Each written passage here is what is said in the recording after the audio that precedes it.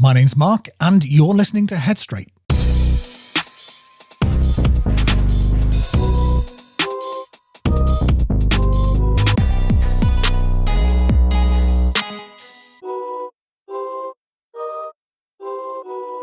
Hello, you lot, and welcome back to this Season 3 recap. Today, we're just going to pause for a minute. We're going to sit back and take a look at where we've been together. Because this season wasn't about quick fixes or neat little sound bites. It was about getting underneath the patterns that so many of us carry. The patterns that make you feel like you're stuck, like you're falling short, or like you're somehow always a step behind where you should be. When we started, I asked you if you'd ever felt like you're getting in your own way. And that's really the heart of it. This whole season has been about those quiet battles you fight with yourself every day. The ones that nobody else really sees, but leaves you drained and doubting. We began with self-sabotage, that frustrating moment when things are actually going well, and then, almost without thinking, you pull the rug out from under yourself. Maybe you procrastinate, maybe you bail, maybe you create drama where there doesn't need to be any. And then we saw that this isn't about weakness. Often it's about fear. Your brain is wired to keep you safe. And sometimes safe looks like staying in the familiar, even if the familiar is holding you back.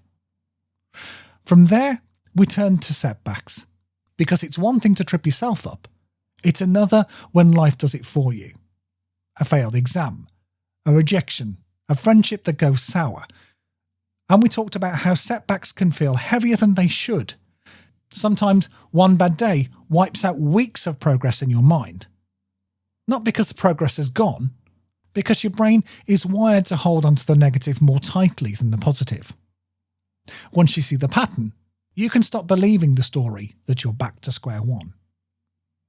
Then came motivation, that slippery, unreliable spark that shows up when you least need it and disappears the second that you do. We reframed motivation not as a magic wand, but as something that you create by taking action. That shift from waiting for the spark to building it yourself is what keeps you moving forward when willpower alone runs out. But even with motivation, there's the problem of focus. Because, let's be honest, your attention isn't just yours anymore.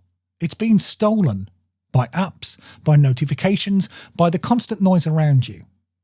And we dug into what it means to reclaim focus, not through sheer discipline, but by protecting your attention like it matters, because it does. And, obviously, it's not just you and your brain in the mix. Other people play a role too. We spent time looking at what happens when people don't get you, when their words, actions, or expectations derail you.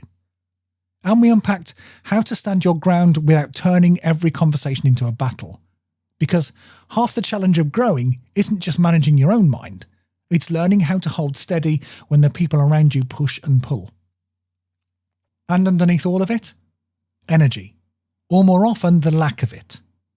We looked at why you're always tired, not just physically, but mentally, because tiredness isn't always about sleep. It's about stress, about constant decision making, about running on empty without refueling properly. And we explored how rest isn't weakness or laziness. It's the fuel that lets you show up in the first place. That naturally led us into habits. And we stripped away the big, glossy, new year, new me nonsense. Because lasting habits aren't about overhauling your life overnight. They're about small, simple steps that stack up over time. Every habit is a vote for the kind of person you want to be. And the more votes you cast, the stronger the identity becomes. Then came comparison. That endless sidewards glance, the scrolling, the measuring, the constant thought that everyone else is further ahead. And we named it for what it is, a trap. Because you're not running the same race as anyone else. Their lane is theirs. Yours is yours. And when you stop staring sidewards, you realise that you were never behind. You were just on a different track. Which brought us to where we finished. Success. And maybe this was the biggest shift of all. Success isn't the borrowed scripts that you've been handed or the moving goalposts that never stop shifting. Success is something that you get to define, build on your values, shaped by your direction, measured in your own way. That's the version that actually feels satisfying because it's yours. When you weave all of this together, this season has really been about one thing: stepping out of the stories that tell you you're failing and into a clearer understanding of how your mind works. Self-sabotage, setbacks, lack of motivation, tiredness, distraction, comparison, other people's expectations. None of them mean that you're broken. They mean that you're human.